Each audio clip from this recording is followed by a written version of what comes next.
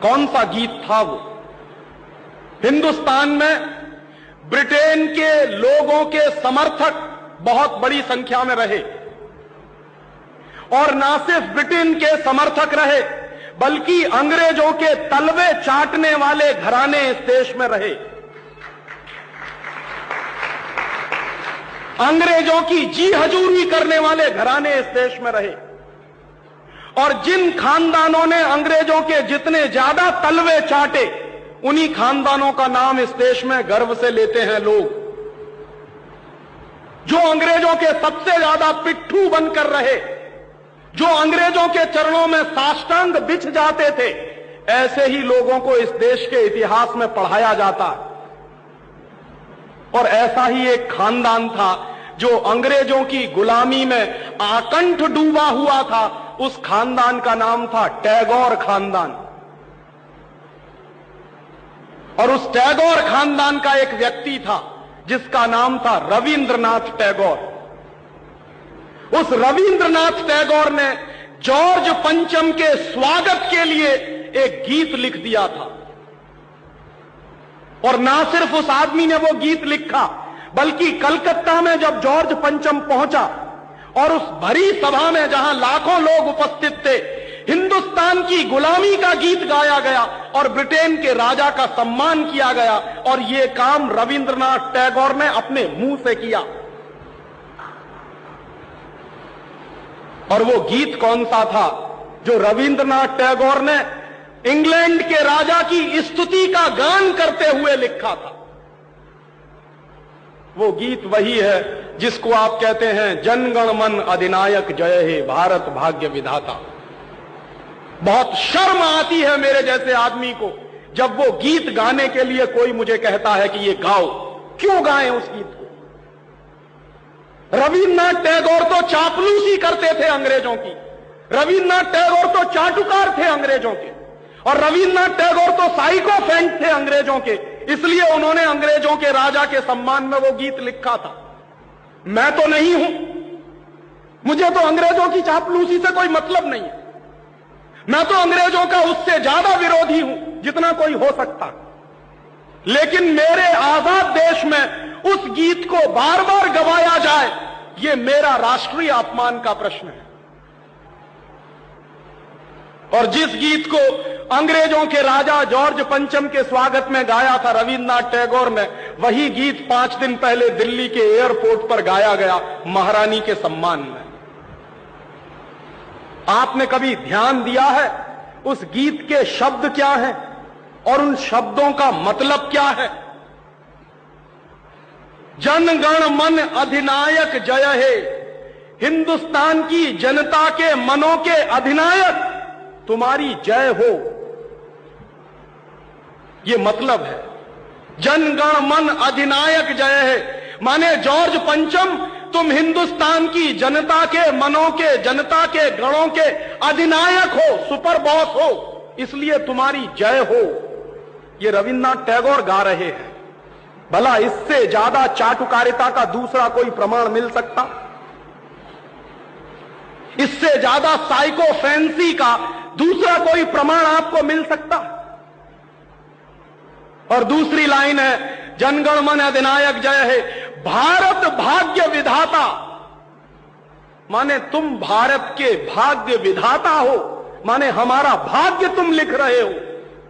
यह तो कोई भगवान से भी नहीं कहता है। लेकिन रविन्द्रनाथ टैगोर ने तो हिंदुस्तान के साम्राज्यवादी राजा का प्रतीक जो जॉर्ज पंचम था, उसको भगवान से भी ऊपर रख दिया था कि तुम तो भारत के भाग्य विधाता हो। पंजाब सिंध गुजरात मराठा द्राविड़ उत्कल बंग, विंध्य हिमाचल यमुना जंगा, उच्छल जलधि तिरंग, तब शुभ नामे जागे तब शुभ आशीष मांगे। माने पंजाब सिंध गुजरात मराठा द्राविड़ उत्कल बंग, ये सारा हिंदुस्तानी इलाका तुम्हारे लिए आशीष मांग रहा है, तब शुभ आशीष मांगे। तुम्हारी भलाई की प्रार्थना कर रहा है। ये पूरा हिंदुस्तान जो अंग्रेजों की गुलामी में सिसक रहा था, उसको रविन्द्रनाथ टैगोर लिख रहे हैं कि ये सारा का सारा हिंदुस्तान तुम्हारे लिए आशीष मांग रहा है। तब शुभ आशीष मांगे, और वो सारी की सारी आशीष हम तुमको दे रहे हैं अपनी तरफ से। और अंत में जनगण मंगलदायक जय हे भारत भाग्य विधाता, वही भारत के भाग्य विधाता तुम्हारा मंगल हो, तुम्हारा कल्याण हो। माने जो हमको गुलाम बनाने के लिए आए हैं, उनकी चाटुकारिता में कोई आदमी कितना बिच सकता है, इसका यह निकृष्ट नमूना है। और अंत में वो कह रहे हैं कि जय हे जय हे जय हे, माने तुम्हारी ही जय है, तुम्हारी ही जय है, तुम्हारी ही जय है। ऐसा गुलामी का प्रतीक गीत ये गुलामी के दिनों में गाया गया एक ऐसे हिंदुस्तानी की तरफ से जिसको शायद आप बड़े श्रद्धा की नजर से देखते हैं। और ये गीत जब गा दिया था उन्होंने और चरणों में बिछ गए थे रविंद्रनाथ टैगोर, तब अंग्रेजों ने उनको नोबेल प्राइज दिलवा दिया था पुरस्कार के रूप में। रविंद्रनाथ टैगोर को ऐसे ही नोबेल प्राइज नहीं मिला था। अंग्रेजों ने कुछ नियम बनाए थे, कुछ परंपराएं बनाई थी, और अंग्रेजों के नियम क्या थे? जो अंग्रेजों की जितनी ज्यादा चाटुकारिता करे, जो अंग्रेजों के जितने ज्यादा पैर चाटे, उसी को अंग्रेजी सरकार राय बहादुर का खिताब देती थी। उसी को अंग्रेजी सरकार हिंदुस्तान में और इंग्लैंड में नाइटहुड की पदवियां दिया करती थी। ऐसे ही लोगों को अंग्रेजों की तरफ से इनाम मिलते थे, क्योंकि वो अंग्रेजों के चरण चाटते थे और हिंदुस्तान को गालियां देते थे। और ऐसे चरण चाटू लोग, आपने नाम सुना है, हिंदुस्तान के राजाओं के दरबार में कुछ चारण और भाट हुआ करते थे। वो चारण और भाट क्या करते थे? राजा चाहे जितना गंदा हो, चाहे जितना बदमाश हो, चाहे जितना लफंगा हो, लुच्चा हो, वो चारण और भाट हमेशा राजा की प्रशंसा ही करते थे। बदले में राजा उनको कुछ इनाम बांटता था। ऐसे चारण भाटों का खानदान है ये टैगोर खानदान, जिन्होंने ये गीत लिखा है। और मेरा अंदर से रोम रोम कांप जाता है जब कोई मुझे कहता है कि राजीव भाई जनगणमन गाइए। क्यों गाएं? हिंदुस्तान का गीत नहीं है जनगणमन अधिनायक जय। हिंदुस्तान का गीत तो वंदे मातरम रहा है।